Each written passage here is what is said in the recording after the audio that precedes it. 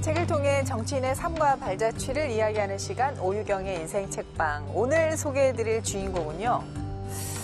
이런 소개는 처음인 것 같은데 슈퍼맨 배트맨이 울고 간다는 34년 경력의 일렉트릭 전기맨이십니다. 더불어민주당의 김주영 의원 오셨습니다. 어서 오십시오. 안녕하세요. 안녕하세요. 반갑습니다. 어서 오세요. 반갑습니다.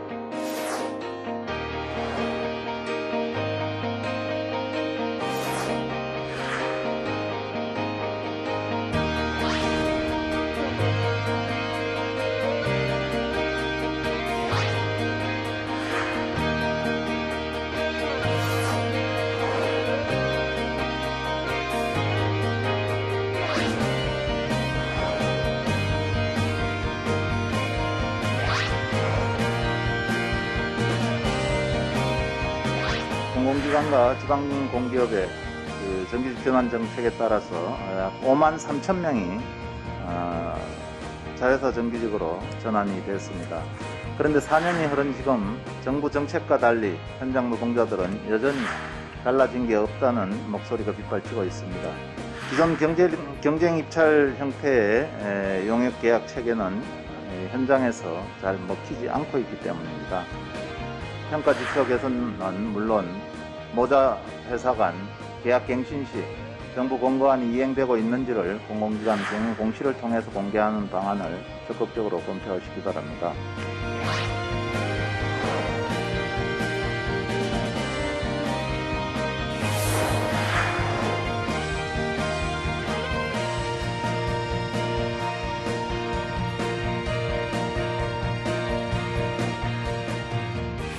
한번 하시죠.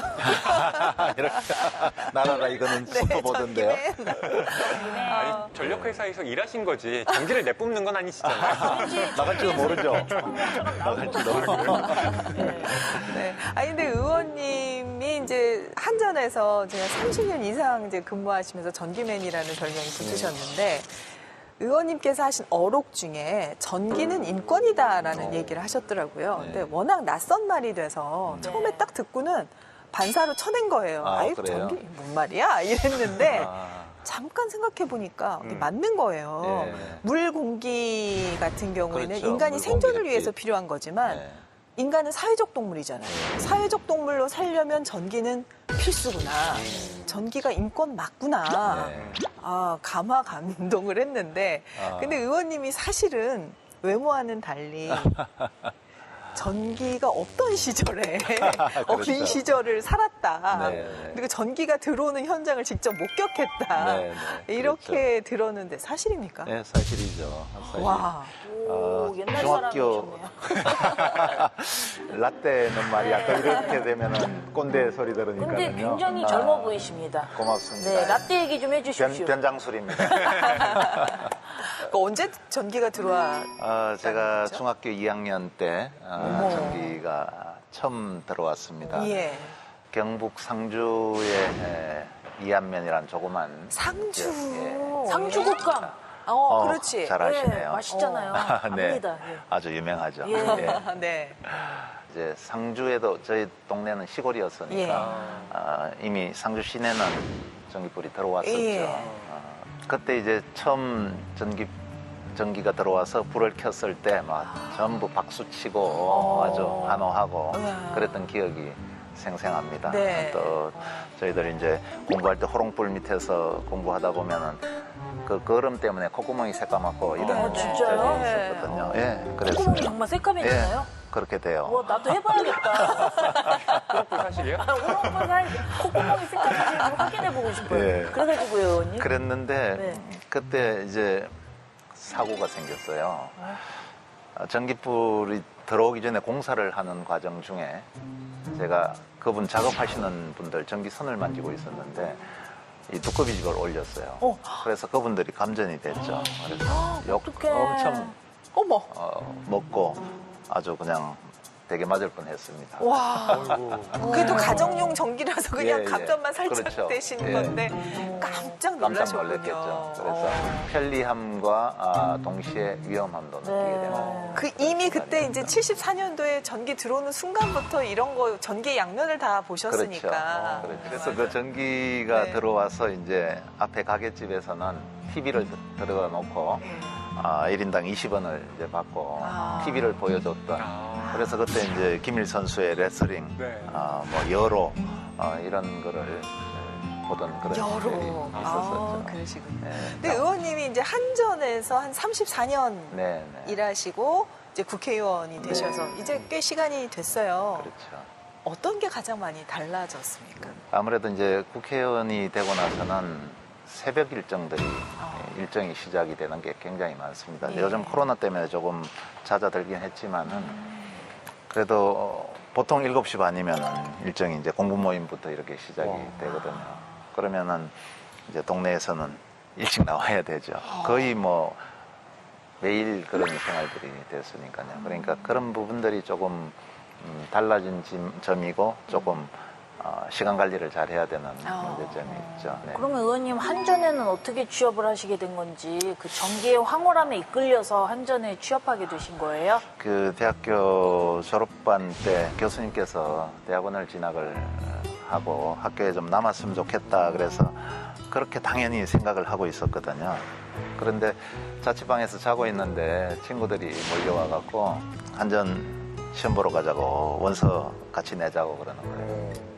니들도 알지만은 나는 시험 안 본다. 그랬더니 그러면은 사진만 달라고 그러는 거예요. 원서를 내줄 테니까. 친구들이요? 예. 그래서 이제 사진을 줬었는데 뭐 시험 보는 날 다 왔더라고요. 또 예. 시험 보러 가자고. 예. 가서 10명에서 시험을 보게 됐었죠. 네. 설마 그 중에 혼자 붙으신 건 아니죠? 참 에이, 설마. 다행인지 불행인지 그렇게 혼자 됐습니다. 의원님만 되셨어요? 꼭 그러더라고요. 예, 준비 열심히 하고 있던 사람들 떨어지고 이제 얼떨결에 갔던 사람 그러니까요. 붙고 이런 경우가 네. 저희 방송국 입사할 때도 왕왕 있어요. 네. 네. 근데 의원님 이제 그렇게 시내 직장에 들어가셨는데 저는 한전에 있다가 어떻게 국회로 오셨나 그 연결고리를 잘 찾지 못했었는데 보니까 노조 활동을 34년 근무 기간 동안에 28년을 와. 하셨더라고요. 노동조합에서 그렇게 오랫동안 일을 하시면서 네. 위원장을 심지어 사선을 내리하셨다. 우와. 이건 놀라운 기록이거든요. 그렇죠. 예. 와. 특히 공공 부분에서 사선을 한다는 게 참 쉽지는 않은 일인데 예. 사선을 넘어서 사선을 했습니다. 언어 유희도 하시네요, 의원님. 굉장히 그런데 좋으세요. 근데 저기 의원님이 사실 노조위원장님이랑 사실 좀 안 어울리시거든요. 그 나만 그렇게 생각하는 거예요? 좀안 뭔가 어울리시죠? 약간 노조위원장이라고 하면 굉장히 강경파 같은 느낌 있잖아요. 근데 투쟁. 안 그러시잖아요. 그게 이제 근데- 노조에 대한 네. 편견일 수 있다고 생각을 해요. 노동조합 리더분들 또 노동조합 하시는 분들 실제 만나보면 마음이 따뜻하고 예. 굉장히 여립니다. 예. 또 때론 눈물도 많고 저도 이제 이 변신 모드로 가면 또 달라지죠. 기대되네요. 발톱을 숨기고 계시는구나. 사실 노조 위원장을 사선을 내리한다는 거는 불가능함에 가까운 일이에요. 사실 그 유권자들인 조합원들의 마음을 얻는다는 게 예. 매우 어려운 일이죠. 예. 그러나 이제 진정성을 갖고 대하고 또 문제 해결을 하기 위해서 열심히 뛰었기 때문에 아마 그렇게 갈 수 있지 않았을까 싶고요. 노조 생활을 하면서 이제 지금 사회 문제가 되고 있는 비정규직 문제, 2004년도에 사내 비정규직을 없앴던 그런 기억들이 있습니다. 그래서 이제 정규직으로 끌어안고 그것도 이 계약직들 1년 단위로 계약이 되는데 먼저 노동조합에 가입을 시키고 회사와 교섭을 통해서 정규직으로 전환시켰던. 그래서 지금 방식하고는 다른 그런 문제들을 이미 일찍 좀 해결을 했었거든요. 그러니까는 뭐 제 개인적인 어떤 신뢰 이런 것보다도 저 친구한테 맡겨놓으면 그래도 우리 문제를 좀 풀어줄 거다 이런 믿음들이 좀 있었던 것 같아요. 그런 능력들은 사실은 정치인 또 국회의원으로서 갖춰야 할 기본 소양을 이미 충분히 갖추고 계시다라는 얘기하고 사실 같은 거거든요. 네. 네, 네. 근데 더 놀라실 것 같은데 제가 국회에 입성하기 전까지 국회의원 선거까지 포함하면은 14번 선거를 했어요. 우와. 선거 달인이시네요. 아마 저만큼 선거를 많이 한 사람은 별로 없을 겁니다. 타짜시구만요. 예? 타짜. 네. 선거 타짜. 타짜. 그 2011년 9월에 전국에 대규모 단전 사태가 있었잖아요. 네, 당시에 네, 그렇죠. 민주당 대표였던 손학규 대표가 네, 네. 대학 졸업 후에 사실 한전에 입사하기를 네. 꿈꿨던 적이 있다. 네. 만약 노조에 들어가서 네. 이 서울시에 불을 끈다면 네. 혁명이 일어날지 모르겠다라는 발언을 해서 또 화제가 됐었는데 네. 이 얘기 의원님께서도 알고 계시죠? 예, 저 알고 있습니다. 저는 이제 실제 이제 그때 대선 후보로 나오셨을 때, 만났었거든요. 예. 간담회를 예. 다른 몇 분들하고 했었었는데, 예. 그때 이제 그 이야기를 제가 말씀을 드렸죠. 근데 보니까는 한전에 떨어지셨더라고요. 아이고 이런. 저는 한전에도 들어왔고, 서울 시민으로서 기뻐해야 되는 겁니까? 제가 한전 노조위원장도 네, 됐습니다. 네, 네.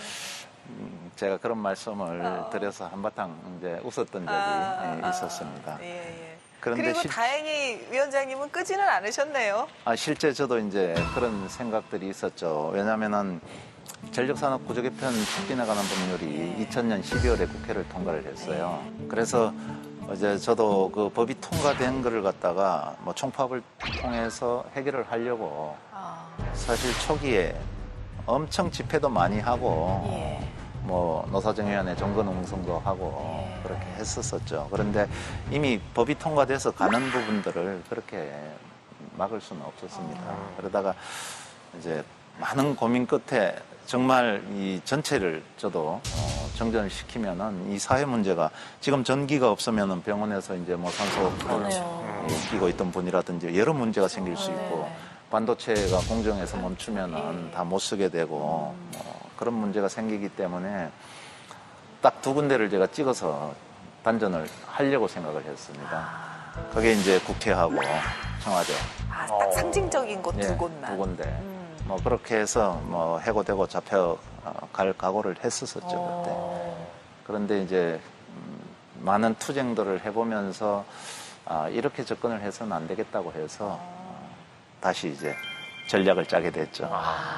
이렇게 듣다 보면은 한없이 지금 갈 것 같은데 네. 일단 진도를 나가야 우리가 책 얘기를 할 것 책을 같아서 펼칠 수가 없어요. 그러니까 인생 예. 책방인데 인생만 얘기하고 있어요. 일단 책 얘기를 먼저 한 다음에 네. 나머지 얘기들을 좀 알겠습니다. 서서히 풀어가도록 하겠습니다. 오늘 의원님께서 인생책으로 꼽으신 책은 류시화 작가님의 하늘 호수로 떠난 여행. 우리 가슴에 진짜 뭐랄까 따뜻한 입김 하나 불어주신 그런 맞아요. 느낌인데 저도 굉장히 감동적으로 읽었거든요. 네. 어떻게 우리 평론가님께서 네. 일단은 책이 어떤 책인지 얘기 좀 해주세요. 저는 의원님께서 이런 감수성을 또 가지고 있으신 분이구나 예. 해서 이 책을 추천하신 게 더 좋았는데요. 이 책은 1997년에 출간돼서 지금까지도 수십만 부가 사람들에게 읽힌 책입니다. 2015년에는 개정판도 나왔는데요. 네. 류시아 작가는 워낙 유명한 시인이기도 하고 또 명상가로도 알려져 있는데 1980년에 한국일보 신춘문예의 안재찬이라는 이름으로 본명이에요. 등단을 했습니다. 그렇게 이제 활동을 좀 하다가 어느 순간 시쓰기를 그만두고 1988년부터 인도 여행을 다녀요. 무려 10차례 정도 다니면서 명상센터에서 생활하기도 하면서 그야말로 인도 전문가가 됩니다. 그렇게 인도 여행을 많이 하다 보면 거기에서 만난 사람들에 대한 이야기가 네. 풍부할 거잖아요. 네, 바로 그런 내용들이 이 책에 가득 담겨 있습니다. 그래서 이 책은 인도에 대한 뭐 객관적인 정보라기보다는 거기에서 류시아 시인이 어떤 사람을 만나고 어떤 생각을 했는지 그런 내밀한 이야기들을 엿볼 수 있는 책이에요. 의원님 어떻게 이 책이 인생책이 되셨을까 정말 궁금합니다. 네, 그 책이 처음 나왔을 때 제 친구가 그 책을 선물을 했어요. 꼭 좀 읽어보라고. 그래서 저도 이 책을 읽어보고 정말 운명이라는 게 있는 걸까. 그리고 그때만 하더라도 이제 뭐 저항의식이라든지 문제의식이 머릿속에 많이 있었었는데 그런 부분들에 대해서 이 책을 읽고 나서 내가 조금 느리게 살 필요도 있고 또 조금 더 사물을 긍정적으로 좀 봐야 되겠다는 이런 생각도 하게 됐었죠. 그래서 제가 이 책을 참 많은 분들한테 추천을 했고 선물을 했었습니다. 그러셨군요. 네. 혹시 인도는 다녀오셨습니까? 한 번 다녀왔습니다. 아, 그러세요? 예, 그때 4년 정도 됐을 것 이 같은데. 책 읽고 나서였어요? 예, 그렇죠. 일부러 그러면은 인도를 아니요, 국제 회의가 있어서 갔는데 3박 5일로 가서 실제 뭐 어디 구경을 하거나 예. 이러지는 못했고 회의 마치고 하루도 아니죠. 오후 시간 잠깐 첸나이라는 데를 갔었거든요. 네네. 첸나이 그 현대자동차 공장도 있고 그런데 거기서 회의를 하고 거기 참 번화한 구역을 보다가 이제 뒤쪽으로 가니까 정말 우리 상상도 할 수 없는 그런 빈민가들이 있더라고요. 그래서 참 그 인도의 두 모습을 짧은 시간에 잠깐 보고 왔었죠. 어찌 보면 투쟁으로 점철된 인생을 살아오신 우리 김지영 의원 이런 차분함과 여유로움이 이 책으로부터 또 비롯된 건 아닌가라는 또 생각도 하게 되는데요. 하늘 호수로 떠난 여행 자세히 좀 들여다보도록 하겠습니다. 자, 우리가 만난 인도 첫 번째 차트 뜯어보겠습니다. 모든 것은 이미 정해져 있습니다. 네.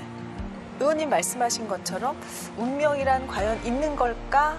라고 질문을 던지셨는데 인도 사람들은 운명은 이미 정해져 있다라고 얘기를 하더라고요. 네, 인도라는 곳이 좀 기묘한 게 카스트 제도라고 하는 게 공식적으로는 폐지됐지만 여전히 알게 모르게 그에 대한 차별이나 또 그런 안 좋은 문제들은 생겨나잖아요. 네. 근데 그런 사회를 살아가려면 저는 물론 어떤 적극적인 투쟁도 필요하지만 또 한편으로는 삶에 대한 뭐 일종의 달관이랄까 네. 이런 것도 필요한 게 아닌가 또 싶기도 해요. 그래서 인도에서 이런 명상이 발달한 것도 네. 어찌 보면 그러한 현상이 아닌가 싶은데 이 버스 운전기사가 갑자기 버스 운전을 하다가 네.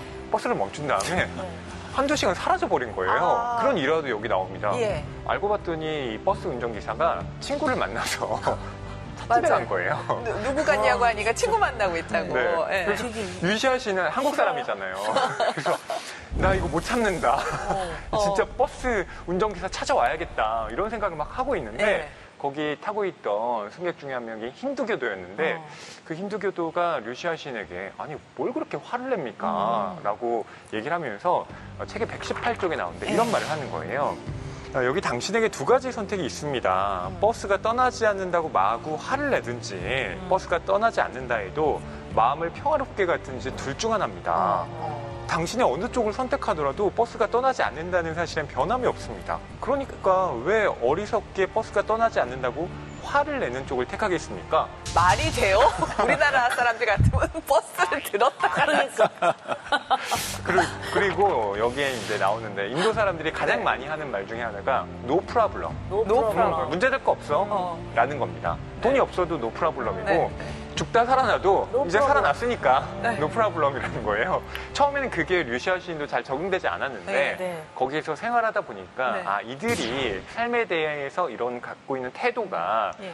인생을 다르게 보게 만들고 너무나 이제 빠르게 뭔가 하나의 목표만을 추구하는 사람들에게 있어서는 네. 어떤 일종의 거울이 된다라고 표현을 하고 있는 거죠. 저 의원님한테 이 부분 어떻게 읽으셨는지 정말 여쭤보고 싶은 게 네. 의원님 이제 노조에서는 뭐 한전 안에서 프라블럼 이러셨을 것 같거든요. 그리고 뭔가 문제가 있으면 시스템적으로 바꿔야 됩니다 이러셨을 것 같단 말이죠. 인도 사람들은 노조 못 만들 것 같아요. 못 만들 것 같아요, 정말. 어떻게 읽으셨어요? 이 부분 기억나시죠? 에피소드. 예. 저도 이제 이 부분을 읽으면서 저 스스로를 좀 돌아보게 됐어요. 내가 모든 것을 그냥 문제의식 있다고만 보고 있는 건 아닌 건지 상대 입장을 조금 제가 들여다보기 시작한 부분들도 있을 것 같아요. 나도 이렇게 좀 때로는 약간은 운명적으로 좀 받아들여야 될 부분들도 있다고 생각을 해요. 제가 예를 좀 들면은 이제 저희 큰형이 교통사고로 돌아가셨는데 해필이면 왜 그 시간에 정말 0.1초만 비켜갔더라도 그렇죠. 괜찮았을 텐데 또 이제 제 위에 작은 형도 교통사고로 장애인이 됐어요. 해필이면 왜 그 시간에 그렇게 지나갔을까? 그런데 그거를 뭘로 설명을 해도 이해가 안 되는 거예요. 근데 그게 어쩌면은 운명일지도 모르겠다 이렇게 받아들였죠. 저는 어느 정도 운명이 정해져 있다는 거에 약간 공감을 하는 편이거든요. 우리 의원님도 한전에 입사하는 게 이미 정해졌을 거예요, 아마. 왜냐면 이름에서도 나오잖아요. 어떻게 생각하세요, 의원님? 이름에? 네, 이름에도 나오신다니까요. 예, 운명적으로 네. 들어간 것 같기도 그쵸? 해요. 제 이름을 한자어로 풀어보면은 네. 두루주자 비칠령자예요. 도루. 두루 비치는 아마 그 한전의 빛이 그게 들어있지 않을까 네. 그렇게 생각이 되는데 제가 입사하고 이제 저희들이 86년에 입사를 했었는데 그때 그 10주 교육을 받았어요. 네. 첫날 이제 다 모여서 동기들 간에 이제 자기 소개를 하는 시간이 있었었는데 제게 정주영 씨가 있다면은 한전에 김주영이가 있다면 보여주겠다. 이야. 내 이름이 벌써 두루주자 비칠령자 내가 김주영이다. 의원님 어떻게 지금 조금 기분이 업 되셨나요? 좀 편안해지셨죠? 예, 쩔지는 않고 있습니다. 그래서 제가 밸런스 게임 하나 준비했습니다. 밸런스 게임요. 내가 당첨되고 싶은 것은 로또 당첨 대 연금 복권 당첨. 로또. 다음 중 하나가 생긴다면 데스노트 대 항상 10만 원이 들어있는 계좌. 데스노트. 오, 나랑 완전 잘 맞아. 우선 해결할 사회적 문제는 교육 문제 대 빈곤 문제. 빈곤 문제. 빈곤 문제. 일은 잘하는데 성격이 별로인 사람 대 착한데 일은 못하는 사람. 일은 잘하는데 성격이 별로인 사람. 돈 많이 받는데 하기 싫은 일, 돈 적게 받는데 하고 싶은 일. 돈 많이 받는데 하기 싫은 일. 이벤트로 무료 여행권에 당첨됐을 때 인도 30일 여행 대 유럽 30일 여행. 인도 30일 여행. 이건 좀 안 맞았어요. 근데 의원님 그런데 무료 여행권 이런 거 사기 많으니까 늘 조심하시기 바랍니다. 아니 퀴즈 들어보니까 의원님의 성격을 조금 알게 된 것 같은데. 그래요? 어떻게 분석했어요? 우선 의원님이 복권도 사시는구나.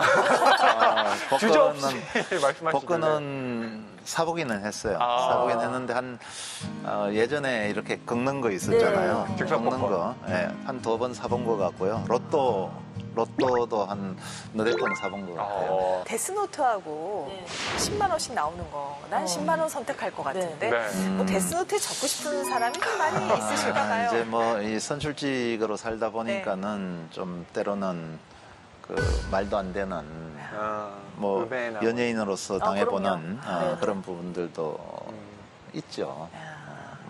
익명의 공간 속에서 예. 정말 이유 없는 공격을 그렇죠, 한다든지 그렇죠. 또 정말 믿었던 사람이 배신을 한다든지 그런 이런 일이 부분들을 경험을 했었죠. 그런데 지금은 이제 그 데스노트에서 지우고 있습니다. 그리고 이제 그동안에 어떻게 보면 가장 큰 업적이라고 할 수 있는 게 전력 민영화 문제를 이제 해결하신 부분인데 어떤 식으로 해결을 결국은 보게 됐는지 핵심적인 부분을 이제 얘기를 안 하셨는데 그 부분을 좀 듣고 싶어요. 이 투쟁을 한다고 해서 가던 법이 제정돼서 가던 그 전력산업 구조 개편이 중단되는 그런 상황은 아니더라고요.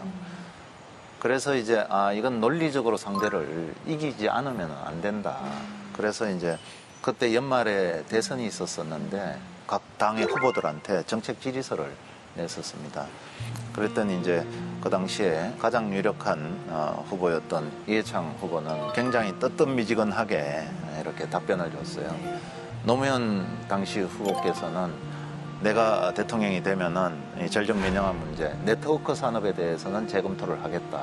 이런 답을 주셨어요. 저희들이 이제 그렇게 해서 희망을 갖고 이제 노무현 대통령께서 당선될 수 있도록 저희들도 역할을 했었고 당선되시고 나서 이제 저희들이 그 요구를 했죠. 이 문제를 갖다가 어떻게 하실 것이냐. 저희들이 3가지 제안을 했었어요. 첫 번째는 노사정위원회 공동연구단을 구성을 하자.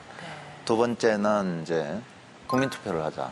세 번째는 중립적인 연구기관의 영역을 맡겨서 그 결과를 따르자 그랬는데 공동연구단을 구성을 하는 게 받아들여졌어요. 그래서 노사정위원회 공공부문 구조정 특별위원회 안에 노사정 공동연구단을 설치하게 됐고 그 세계 9개 나라 32개 기관을 방문 조사를 했었었죠. 그래서 그 결과 이제 안전 분할 민영화를 중단한다는 결론을 내렸는데 3가지 이유가 있었습니다. 기대 편익이 불확실하고 요금 폭등의 요인이 있으며 공급 불안정의 요인이 되므로 중단해야 된다는 이런 결론을 내리게 된 거죠. 네. 자, 그러면 이제 다음으로 넘어가 보겠습니다. 근데 이미 정해져 있었던 거 아닙니까? 그렇게 받아들이겠습니다. 자, 3가지 만트라. 히말라야 산록을 이제 여행하던 중에 그 수행을 하고 있는 요기를 만난 거예요. 그러니까 이 요기가 요가 수련자인데 뭔가 위험이 넘쳐 흐르고 이게 기품이 있다. 이 사람이야말로 내가 찾던 위대한 스승이다 라고 생각을 하고 바로 그 자리에서 무릎을 꿇고 저를 제자로 받아들여 주십시오 라고 한 거예요. 그랬더니 그 스승이 나는 완벽한 제자가 아니면 또 안 받는다 이렇게 얘기를 한 거예요. 그래서 한 3년 지금 마당 쓸어야 되는 거예요, 지금. 네, 그래서 유시아 시인이 저는 완벽하진 않은데 스승님처럼 머리가 깁니다. 진짜 장말입니다.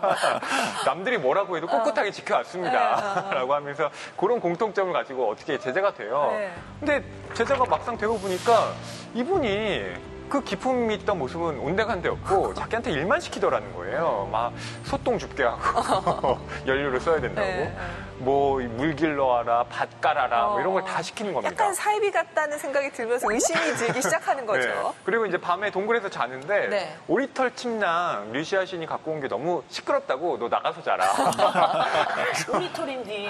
그러니까요. 그래서 다음날 네가 저 바위로 이제 돌덩이로 쌓아서 문막을 짓고 살아라 이런 거예요. 그래서 유시아 신이 그 땡볕에 이걸 다 지어놨더니 스승이 잠깐 한눈판 사이에 그걸 다 부숴버린 거예요. 심술쟁이더라고요. 그러니까 화나잖아요. 그래서 또 지어라 이래서 또 지었더니 유시아 시인이 또 어디 갔다 오니까 그걸 부숴버린 겁니다. 도저히 못 찾겠다. 그래서 유시아 시인이 스승이 갖고 있던 2개의 재산이 있었는데 네. 그중에 하나인 물항아리를 깨버리고 도망칩니다. 그래서 버스 정류장에 딱 있고 버스를 타고 있는데 스승이 온 거예요. 그때 스승이 화를 내는 게 아니라 3가지 만트라를 적용해 줍니다. 굉장히 감동적이었어요. 내 이놈, 내 물항아리를 깨고 도망가 하고 지팡이로 와서 때려야 될 것 같은데 그러니까요. 그게 아니라 3가지 만트라를 줬는데 그 부분은 특별히 의미 있는 부분이니까 의원님께서 한번 읽어봐 주시면 어떨지. 그래요? 예, 저희에게 만트라를 주십시오. 제가 예. 그분처럼 읽을 수 있을지 모르겠는데요. 첫째 만트라는 이것이다. 너 자신에게 정직하라. 세상 모든 사람과 타협할지라도 너 자신과 타협하지는 말라. 그러면 누구도 그대를 지배하지 못할 것이다. 둘째 만트라는 이것이다. 기쁜 일이나 슬픈 일이 찾아오면은 그것들 또한 머지않아 사라질 것임을 명심하라. 어떤 것도 영원하지 않음을 기억하라. 그러면 어떤 일이 일어난다 해도 넌 마음의 평화를 잃지 않을 것이다. 셋째 만트라는 이것이다. 누가 너에게 도움을 청하러 오거든 신이 도와줄 것이라고 말하지 말라. 마치 신이 존재하지 않는 것처럼 내가 나서서 도우라. 아유, 3가지입니다. 요기님. 교훈이 아직도 남는 게. 아니 이분 찐이야 예. 찐. 의원님 이 부분 읽었던 뭐 지금도 생각나는 감정이 있으시다거나 아니면 뭐 앞으로 뭐가 달라졌다거나. 그런데 참 이런 그 만트라를 제게 줬다면은 저도 사실은 울컥했을 거예요. 근데 어떻게 보면 그 단어 하나하나를 따져보면은 이 말을 나도 할 수 있어 이럴 수도 있을 거는 같은데 내가 이런 가르침을 생각을 못했구나. 예를 들어서 누가 너에게 도움을 청하러 오거든 신이 도와줄 것이라고 말하지 말라. 마치 신이 존재하지 않는 것처럼 내가 나서서 도우라. 이런 부분들이 사실은 조금 더 어려운 사람들이 온다면은 내 어떤 도움이 필요한 사람이 온다면은 도와줘야 되겠다 이런 생각들이 늘 마음속에 남아있게 되는 거죠. 네.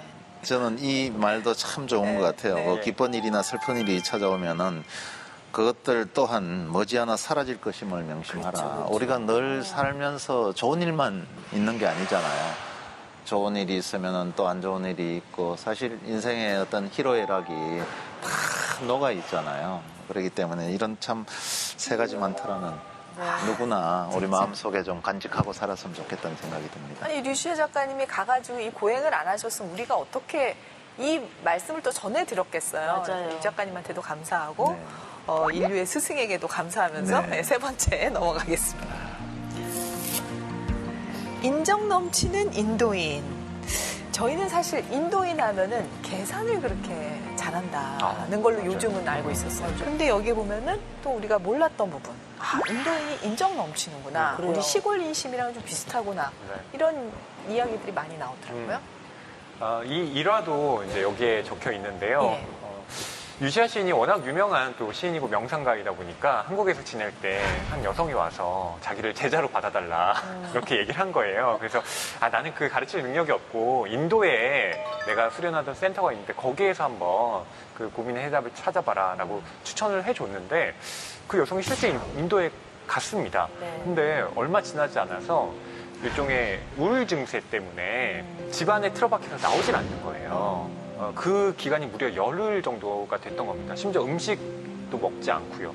당연히 걱정이 되잖아요. 그래서 유시아 시인이 릭샤를 타고 가서 그 여인의 이제 집의 문을 아무리 두들겨도 문을 열어주지 않았는데 릭샤가 이제 대기 상태였잖아요. 근데 운전수가 도대체 이 사람은 왜 또 이렇게 안 와? 하고 올라온 겁니다. 네. 그래서 운전수한테도 자취정을 얘기했더니 운전수가 이제 나서가지고 인도 사람이 네네. 이렇게 얘기를 하는 거예요. 여보세요. 어서 나오세요. 우리 다 함께 맛있는 걸 먹으러 갑시다. 슬프다고 해서 자신을 괴롭히면 안 됩니다. 그러면서 또 간절하게 이렇게 호소를 합니다. 당신은 지금 마음이 아픈 것 뿐입니다. 곧 나을 거예요. 어서 문을 열고 우리 집으로 가서 뭘 좀 먹읍시다. 네, 이렇게 말을 하는데 나는 이걸 문을 바로 열었을 텐데. 영어로 이렇게 하다가 네. 이제 영어가 짧잖아요. 네. 이제 힌두어로 막 얘기를 하는 거예요. 근데 그 안에 있던 여성의 입장에서도 도대체 뭐 인도 사람이 무슨 얘기를 하지? 라고 하면서 그제서야 문을 열고 나와서 다행히 이제 식사를 하고 무사히 이제 한국으로 돌아간 그런 일화가 적혀 있는 거예요. 그러니까 인정받다. 인도인의 입장에서는 사실 아무 상관도 없는 사람의 일이잖아요. 근데 자신이 나서서 그렇게 적극적으로 한다는 것. 그게 바로 인정 넘치는 인도인의 모습이라는 거죠. 아까 만트라 중에 세 번째 거 신이 도와줄 거라고 생각하지 말고 내가 나서라. 어떻게 그거를 좀 실천하는 인도인의 모습인 것 같기도 해요. 그럴 수도 그 있겠죠. 오지랖이 굉장히 인정스럽더라고요. 그렇죠? 사실 오지랖이 넓지 않으면 이런 노조위원장이나 정치나 할 수 있겠어요? 맞아요. 그렇죠? 의원님 어떻게 근데 이제 저는 오지랖이 넓지는 않습니다. 그래요? 제가 사실은 부끄러움도 많고 예. 그렇습니다. 근데 남의 일 해결하시는 거잖아요. 물론 내 일이기도 하지만. 그럴 때는 이제 뭐 좀 변신 모드로 또 하죠. 변신을 그때그때 하시는구나. 네. 근데 투쟁 모드가 있고 네. 평온한 모드가 평온 있고. 모드가 있고. 예. 국회의원이 되셨으면 이제 지역구의 또 문제를 잘 푸셔야 되는데 네. 이 문제 푸는 거는 그렇게 쉽지 어렵지 않으실 것 같은데요? 아닙니다. 지금 굉장히 사실은 어려운 문제죠. 어떤 면에서 좀 또 다르십니까, 노조위원장? 예를 들면은 이제 제가 속한 김포갑 지역에는 네. 20년 만에 인구가 2배 반 늘었어요. 20만에서 50만이. 예. 그러다 보니까는 집들은 많이 들었었는데 우선 교통 문제가 해결이 안 되는 거예요. 가장 시급한 문제가 교통 문제를 해결하는 건데 이거는 이제 철도를 지하철을 연결을 하든지 광역급행철도를 신설을 하든지 이런 문제였었는데 이게 4차 국가철도망 계획이 발표가 됐는데 거기에 만족할 수준으로 이게 나타나지가 않은 거예요. 그래서 참 정말 그 열심히 뛰었었지만은 어려움이 있었었죠. 지금도 이제 그런 문제를 해결해야 되는 그런 큰 과제를 안고 있고요. 두 번째는 이제 신도시가 안고 있는 공통적인 문제이기도 한데 교육 문제, 학교 과밀 학급 문제 해소 문제가 굉장히 큰 문제로 되어 있어요. 그런데 이게 이제 지역 내에서 학군으로 따지면은 조금 외곽 지역은 교실이 남아 있고 이제 도심 지역은 교실이 부족하고 이러니까는 그 학군으로 봐서는 교실이 부족하지 않은 겁니다. 그러니까 교육청 입장에서는 이제 학교 신설에 대해서는 사실 쉽지 않은 문제로 이렇게 되는 거죠. 근데 이제 지금 그 교통과 교육 문제, 그 학교 문제, 또 인프라 문제를 푸는 문제들이 큰 숙제로 지금 남아 있습니다. 워낙 의원님께서 이제 노동계의 큰 인물이시기 때문에 오늘 사실 인생 책방에서 정치 얘기도 많이 여쭤봐야 되는데 이제 노동계 얘기를 또 특별히 좀 많이 여쭤봤는데요. 정치인 김주영이 생각하는 앞으로 내가 풀어야 될 문제들, 숙제들은 어디에 있다고 생각을 하시는지요?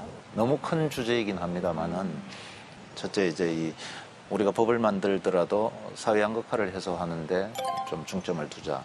그다음에 사회 안전망을 어떻게 공고하게 구축을 할 것이냐. 그리고 일자리 문제는 어떻게 해결할 것이냐. 요즘 또 이제 화두로 되어 있는 에너지 문제.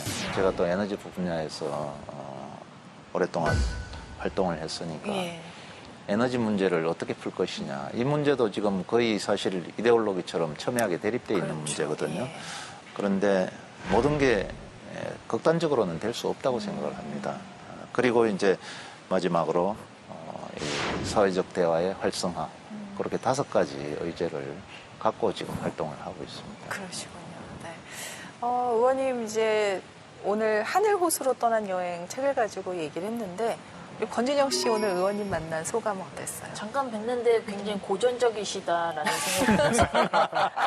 근데 전기가 고전적이요? 중학교 때 들어왔다니까. 아니 근데 그 마을에. 그래서 꼭 고전적이라는 게 아니라 제가 고전책을 좋아하거든요. 아무리 뭐 책 읽는 거를 별로 즐겨하지 않아도 고전을 읽으면 삶의 지혜를 배우더라고요. 그래서 고전을 좋아하는데 왠지 고전 책 읽을 시간이 없을 때는 김주영 의원님을 들춰보면 삶의 지혜를 배우지 않을까 싶어가지고 고맙습니다. 우리 국민들에게 지혜로운 그런 의원님이 돼주셨으면 좋겠습니다. 고맙습니다. 네, 많이 열심히 밝혀주십시오. 하겠습니다. 네. 반짝반짝. 반짝반짝. 허위평론가 네. 한 줄 평 좀 저는 부탁드릴게요. 이 책 뭐 한 줄 평으로 얘기한다고 하면 노프라블럼. 노프라블럼. 그걸로 딱 정리될 것 같아요. 실제 유시아 시인도 이 책의 말미에 노프라블럼 명상법을 소개하고 있습니다. 그래서 이 명상법 아침에 거울을 보면서 노프라블럼 10번씩 외치면 노 프로블럼이라고. 네.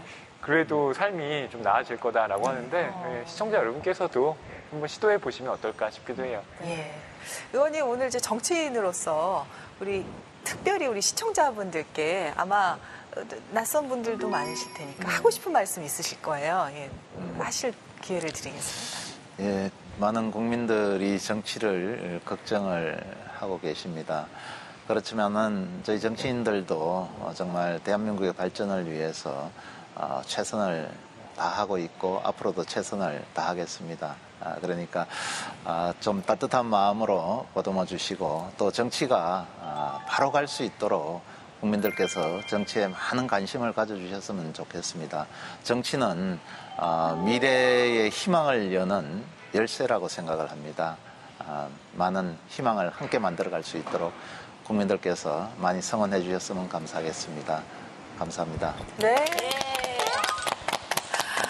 그러고 보니까 김주영 의원님 머리 길면 류시아 작가님하고 좀 닮아요. 그거 괜찮아요. 생각이. 제가 그런 적이 있었습니다. 그러세요? 네. 혹시 사진 있으시면 꼭 주세요. 네, 시청자들하고 나누겠습니다. 거기 선글라스만 끼시면 되거든요. 네. 아까 제가 그런데 그 전기는 인권이다. 네. 왜 전기는 인권이다고 했는가를 한 번만 좀 말씀을 좀 드려야 될 것 같아요. 말씀하시죠. 예. 제가 2003년도에 스위스 아에로에서 열린 노사정 공공부문 3자 회담이 있었습니다.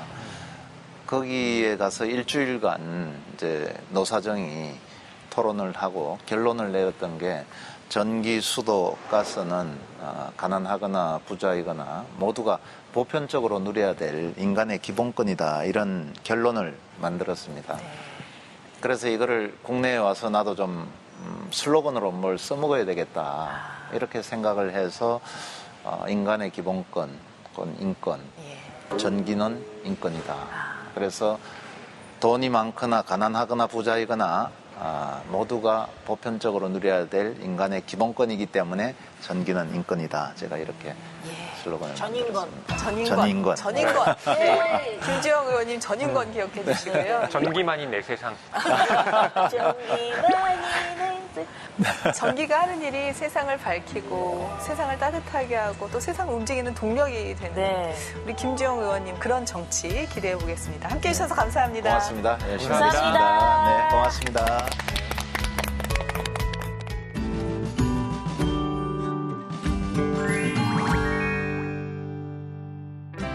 안녕하세요. 홍재경입니다. 국회 도서관이 추천하는 새로 나온 책과 다양한 추천 테마 도서를 소개하는 오늘 모익집. 오늘은 국회 도서관이 선정한 기획도서와 화제가 되고 있는 정치 분야 책을 준비했는데요. 먼저 주목받고 있는 정치 분야 신간을 소개해드립니다.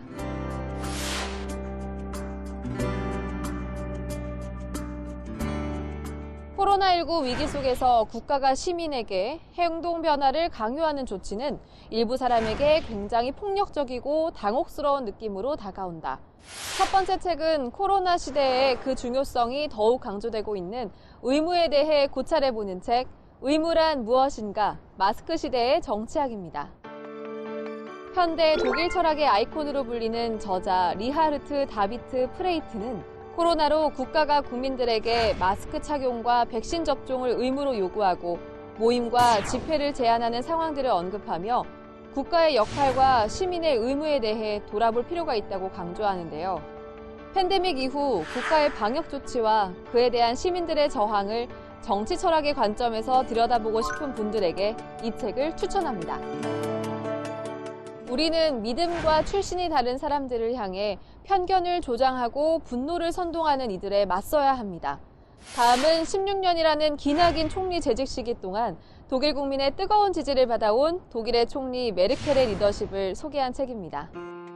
ABC 뉴 특파원을 지낸 KT 마튼 작가가 동독 여성 과학자 출신으로 독일 정치계에서 아무도 주목하지 않았던 메르켈이 어떻게 총리 자리에 오르고 또 현대 정치에서 위대한 리더십으로 꼽히는 성과를 이룰 수 있었을지 탐구한 책인데요.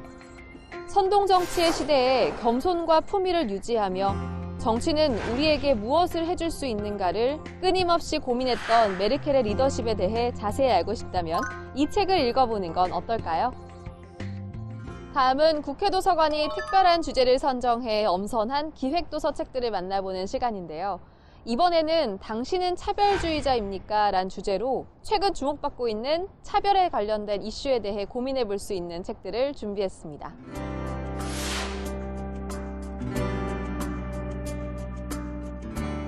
정치는 필연적으로 감정적일 수밖에 없다.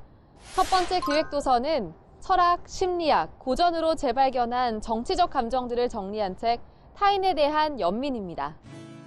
하버드대학교 석좌 교수, 미국 철학회장을 역임하며 현대 최고의 지성으로 꼽히는 마사 누스바움 교수의 저서인데요.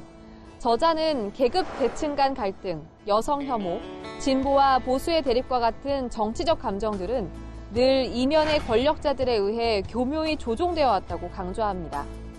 덧붙여 현대 대중들의 공포심을 자극하는 포퓰리즘 정치가 민주주의를 무너뜨리는 과정과 두려움이 어떻게 시기와 분노의 감정으로 번져가는지 냉철하게 진단하고 있습니다.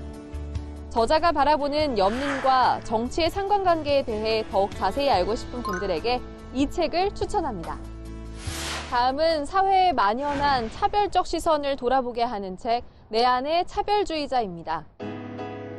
책의 저자인 오스트리아의 사회학자 라우라 비스베크 교수는 평범한 일상에서 발견한 차별과 멸시의 순간들을 제시하며 어떻게 살아야 하는가라는 질문을 독자들에게 제시하는데요. 사회학, 페미니스트, 비정규직, 갑질과 같이 타인을 손쉽게 경계짓는 이런 단어들은 배제와 멸시의 시선이 담겨 있으며 선을 긋고 혐오를 표현하거나 조용히 경멸하는 수단으로 사용된다고 저자는 강조하죠. 타인을 차별 없이 바라보는 방법에 대해 궁금한 분들이라면 이 책을 읽어보는 건 어떨까요? 지금 우리에게 중요한 것은 주어진 문제가 아니라 문제를 받아들이는 태도에 있다. 다음은 전 세계적으로 주목을 받고 있는 독일의 저널리스트 악셀 하케의 저서 무례한 시대를 품위 있게 건너는 법입니다. 언론부터 일상생활에까지 언젠가부터 우리 주변에서는 무례한 말과 태도가 만연해지고 있는데요. 저자는 이런 사회상을 분석하며 지금 우리가 반드시 회복해야 할 가치로 품위를 지목하며 혼란과 무례함으로 가득한 지금과 같은 시대에 더불어 살아갈 방법을 제시합니다. 공존을 위한 포용과 연대, 품위 있는 삶에 대해 더 자세히 알고 싶은 분들에게 이 책을 추천합니다. 자세한 책 내용은 국회도서관 홈페이지에서, 다시 보기는 국회방송 홈페이지에서 보실 수 있습니다. 저는 다음 주 새로운 책과 함께 찾아뵐게요.